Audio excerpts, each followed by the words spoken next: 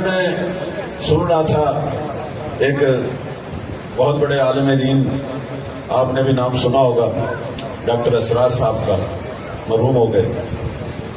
ان سے کسی نے سوال کیا، کہنے لگے کہ آیا ہماری اہل سنت کی کتابوں میں یہ لکھا ہوا ہے کہ عیسیٰ جو مریم کا بیٹا عیسیٰ جو اولو العزم نبی صاحب انجیل وہ بھی زندہ ہے، اور جب مہدی آئے گا تو عیسیٰ بھی آئے گا، اور عیسیٰ آ کے مہدی کے پیچھے اقتدا کرے گا، یعنی امام مہدی ہوں گے اور نماز پڑھیں گے عیسیٰ نبی۔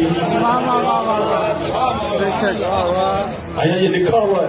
انہوں نے کہا کیوں نہیں، صحیح بخاری میں لکھا ہوا ہے، شیعہ سنی کتابوں میں لکھا ہوا ہے، اور رسالت مآب اس پہ فخر کیا کرتے تھے، فرمایا کرتے تھے اے مسلمانوں وہ کیسا دور ہوگا کہ فاطمہ کا بیٹا بھی آئے گا اور مریم کا بیٹا بھی آئے گا، لیکن جب نماز ہوگی فاطمہ کا بیٹا امام بنے گا، مریم کا بیٹا اقتدا کرے گا۔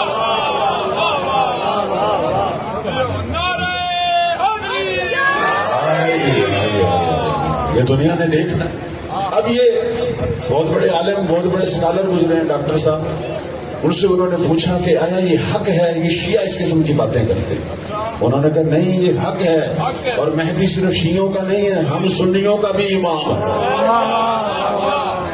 بلکہ میں کہوں گا ان 12 اماموں میں سے واحد امام ہے کہ جس پہ کوئی اختلاف نہیں۔ ساری دنیا کے مسلمان فرقے اگر کسی کو امام مانتے ہیں تو زہرا کا یہی بیٹا مہدی ہے، باقیوں میں ہو سکتا ہے۔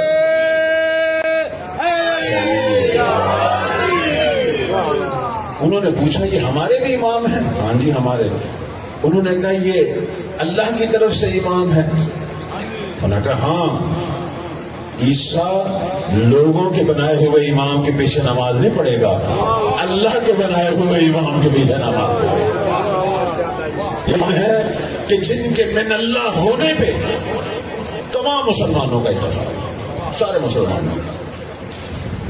اس کے بعد وہاں ایک مومن بھی بیٹھا ہوا تھا، اس نے کہا ڈاکٹر صاحب ایک چھوٹا سا سوال ہے، یہ تو آپ مان گئے کہ 12ویں کا یہ مقام ہے، وہ ہمارا 12واں ہے، اس کا یہ مقام ہے کہ عیسیٰ جیسا نبی صاحب شریعت اولو العزم پیغمبر، اس کو یہ حق حاصل نہیں کہ وہ آگے کھڑا ہو، بلکہ وہ مہدی کے پیچھے کھڑا ہوگا۔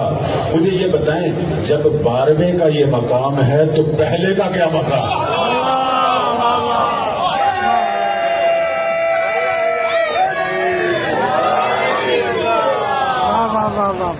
اس وقت وہ گھبرا گئے، کہنے لگے تم لگتا ہے شیعہ، تم لگتا ہے شیعہ۔